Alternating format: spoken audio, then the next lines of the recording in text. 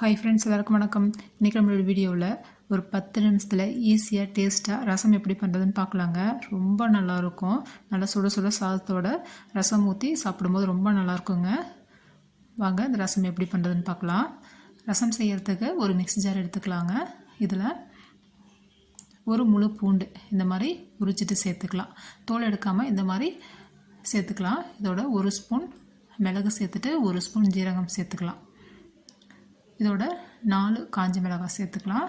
சேர்த்துட்டு கொரப்பாக அரைச்சிட்டு வந்துடலாம். பாருங்கள், இந்த மாதிரி இதை வந்து ஒரு கிண்ணத்தில் எடுத்து வச்சுக்கலாம். நான் வந்து மிக்ஸி ஜாரில் அந்த மாதிரி கொரப்பாக அரைச்சிருக்கேன். நீங்கள் வந்து இடி உரலில் கூட லைட்டாக இடிச்சிட்டு எடுத்து வச்சுக்கலாம். நல்லாயிருக்கும். அது ஒரு பக்கமாக இருக்கட்டும். இப்போது தக்காளி வந்துட்டு 2 தக்காளி எடுத்துருக்கேன். மீடியம் சைஸில் நல்லா பழுத்துதாக கலராக இருக்கிற மாதிரி 2 தக்காளி எடுத்துக்கலாம். இதையும் கட் பண்ணிவிட்டு மிக்ஸி ஜாரில் சேர்த்துக்கலாம். மூடி போட்டுட்டு பல்ஸில் 2 டைம் விட்டு எடுத்துக்கலாம். ரொம்ப மையாக அரைக்க வேண்டாம். பாருங்கள், இந்த மாதிரி 1-2 எடுத்துக்கலாம். ஒரு பாத்திரத்தில் புளி, ஒரு சின்ன நெல்லிக்காய் சைஸில் புளி ஊற வச்சு வச்சுருக்கேங்க. அதையும் வந்துட்டு இந்த மாதிரி நல்லா கரைச்சிக்கலாம். கரைச்சிட்டு சக்கையை எடுத்துகிட்டு தண்ணி மட்டும் எடுத்துக்கலாம். புளி தண்ணி ரெடியாக இருக்குது. இப்போ அரைச்சி வச்சுருக்க தக்காளி சேர்த்துக்கலாம். தக்காளி விழுதை சேர்த்துக்கலாம். ரொம்ப மையாக அரைக்காமல் இந்த மாதிரி 1-2 அரைச்சிட்டு நல்லா புளி தண்ணியோட நல்லா சேர்த்து நல்லா இந்த மாதிரி கரைச்சி விட்டுக்கலாம். இப்போ இதோட கொஞ்சமாக கருவேப்பிலை, கொஞ்சமாக கொத்தமல்லி இந்த மாதிரி பாருங்கள், இந்த மாதிரி நல்லா திருகி நல்லா உடச்சி விட்டு சேர்த்துக்கலாம். சேர்த்துட்டு நல்லா கையாலேயே நல்லா பிசைஞ்சு விட்டுக்கலாம்.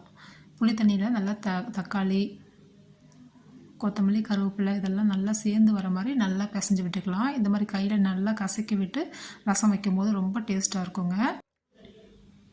இப்போ இந்த ரசத்துக்கு தேவையான அளவு தண்ணி சேர்த்துக்கலாம். சேர்த்துட்டு மீண்டும் நல்லா கரைச்சி விட்டுக்கலாம். இப்போ இந்த ரசத்துக்கு தேவையான அளவு உப்பு சேர்த்துக்கலாம். உப்பு சேர்த்துட்டு கொஞ்சமாக மஞ்சத்தூள், ஒரு 1/4 ஸ்பூன் மஞ்சத்தூள் சேர்த்துக்கலாம். சேர்த்துட்டு மீண்டும் நல்லா கரைச்சி விட்டுக்கலாம்.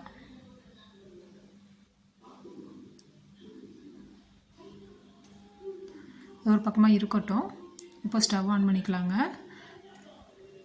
ஒரு பாத்திரம் வச்சுக்கலாம். நான் வந்து மண் சட்டி வச்சுருக்கேன். இதில் 2 ஸ்பூன் அளவுக்கு எண்ணெய் விட்டுக்கலாம். நல்லா சட்டி சூடானதும் எண்ணெய் விட்டுக்கலாம்.